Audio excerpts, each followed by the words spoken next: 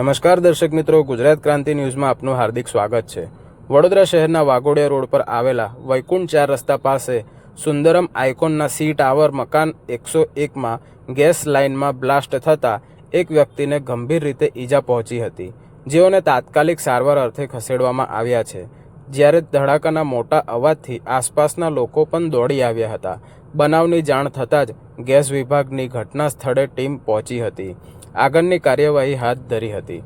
પ્રચંડ ધડાકો થતાં લોકોમાં ભારે ફફડાટ ફેલાયો હતો। પ્રાપ્ત માહિતી અનુસાર સુંદરમ આઇકોનના સી ટાવરમાં આવેલા મકાન નંબર 101માં વહેલી સવારે 7:30 વાગ્યાની આસપાસ ગેસની લાઇનમાં અચાનક બ્લાસ્ટ થયો હતો, જેના કારણે મકાનમાં વોશ બેસિન, પંખો, સોફા સેટ સહિતની ઘરવખરીને વ્યાપક નુકસાન થયું હતું। જ્યારે આ બ્લાસ્ટની ઘટનામાં એક વ્યક્તિ ગંભીર રીતે દાઝી જતા તાત્કાલિક સારવાર અર્થે ખસેડવામાં આવ્યા છે। બ્લાસ્ટના પ્રચંડ અવાજથી સી ટાવર સહિત આસપાસના ટાવરમાં રહેતા લોકોમાં ભારે ફફડાટ ફેલાયો હતો। ગેસની પાઇપલાઇનમાં આ ધડાકો થયો હતો।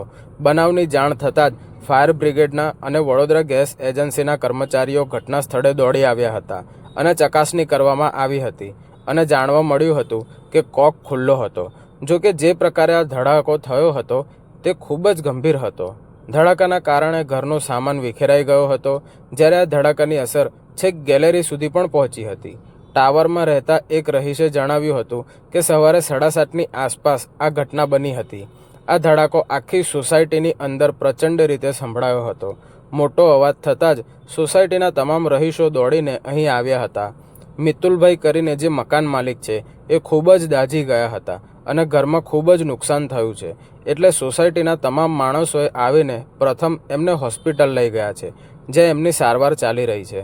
અત્રે નોંધનીય છે કે અત્યાર સુધી ગેસની બોટલમાં લીકેજને કારણે બ્લાસ્ટ અને આગની ઘટના બનતી હતી।